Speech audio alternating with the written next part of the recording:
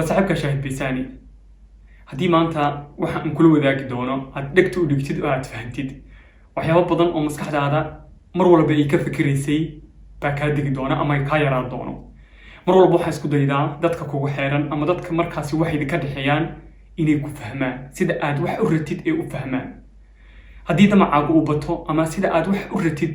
ee mar walba aad doonaysid inay u hagaagaan waxyaabo badan baa kaa lumaya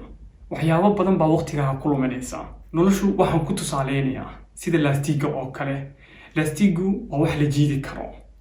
haddii aad laastiga dhan uga dhigtid dhanka kalena qof uu uga dhigo qofkaasi waxaa laga yaabaa asxaabtaada inuu ka mid yahay familkaaga inuu ka mid yahay ama qof nolosha aad la wadaagaysid haddii aad dhankan uga dhigtid asigana uu dhankan uga dhigo hadduu jiido waxa uu soo jiidanayaa feejignaantaada waxa aad dareemaysaa in wax ay dhacayaan waxaasi dhacaya waxa laga yaabaa waxyaabo aad ka helin inay yihiin feejignaantaada qofku marka uu soo jiito waxa laga yaabaa adigana dhanka kale inaad u jiidid markaad dhanka kale u jiidid falcelin baa la yiraahdaa waayo qofkani wuxuu uu sameeyay baa ka falcelinaysaa waxa laga yaabaa marka qofkani uu dhankan ka jiido adigana aad dhankan ka jiidid in jiiditaankaaga ay ka awood badato waa uu sii daynaya marka uu sii daayo waxa kugu soo noqonaya awoodii uu ku sii daayay waxa laga yaabaa in adigu xanuun saa'id aad dareentid waayo qofku haddii lagaaga horeeyo ficilka ama dhibaatada lagaaga horeeyo adiguna aad dhibaato samaysid laba jibaar buu qofka sii sameynaya laastiga marka hore haddii aad sidaas u hayseen oo qofkii jiiday uu sii daayay laastiga qaabkiisii wuu lumayaa qaabkaasi waxaan ku tusaaleynayaa in shakhsiyadaadi ay tahay dabeecadaadii qofku markuu dhibaato ay la soo daristo waxyaabo badan baa isbedelaya maskaxdiisa waxyaabo badan baa iska bedelayso dhaqankuu lahaa dabeecaduu lahaa shakhsiyadiisii dadnimadiisii waxyaabahaas dhan baa bedelmaya waxaasina waxay isku bedelayaan inuu qofku dareemo inuu liito marka aad liidasho dareentid qof walba oo damco inuu kor kuu soo qaado waxaad ka baqaysaa inuu sii daayo laastiga adigii baa sii daynaya markaasa qof walba waxaad moodaysaa inuu ku dhibaataynayo adigii baa dhibaatada ku hormaraya waayo waxaa kaa lumay aaminaadii baa kaa luntay haddii aad maanta noloshaada ka soo qaadid sida laastiga oo kale qofkaad doontid la noolow asxaab la ahow famil la ahow haddii ay damcaan inay jiidaan mar walba waxa aad ku dadaashaa inaad adigu dhanka wanaagsan ka fikirtid naftaada aad ka fikirtid haddii jiiditaanka aad dareentid inaad xamili karin inaad iska sii daysid inta ay adigu dhibaato kusoo gaari lahayd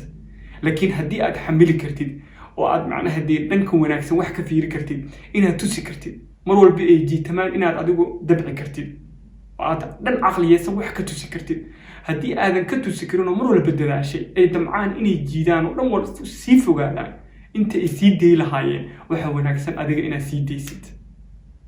waana tan sababta mararka qaar qofku inuu kala garo waayo waxa danta u ah iyo caafimaad u ah haddii aad maanta ahmiyad siinin naftaada caafimaadkaaga waxa aad ku dambeynaysaa dhaawac waxa aad ku dambeynaysaa murugo haddii laastiga meel qoraxa uu yaallo iska yaallo qoraxda ay ku dhacdo maalintii aad damacdid in laastigaasi aad wax ku samaysatid ama wax ku xirtid saa marka u jiidid horuu ka go-aya naftaadana waa sidaas oo kale haddaad meel iska taagan tahay oo aadan naftaada horumarinaynin oo aadan ka fikiraynin wax danta ku ah oo aadan ka fikiraynin waxa aad markaasi adiga ku farxad gelinaya maalintii aad damacdid inaad wax qabsatid ama meel iska soo saartid dilootay fikirka bili-aadanka ama liiditaan ha noqoto ama aaminaadiina kaa lunto ama shakhsiyadaada inuu xumaatay kadib haddii shakhsiyadaada iyo aaminaadii iyo kalsoonidii kaa lunto sida aad isku soo bedeshid ama isla markii aad wax u qabsatid way adkaanaysaa ilaa aad aaminaadaada soo dhistid haddii aad maanta la nooshahay dad kugu xeeran oo noocay doonaan ha noqdaan asxaab ama famil ama qof markaasi aad nolosha la wadaagaysid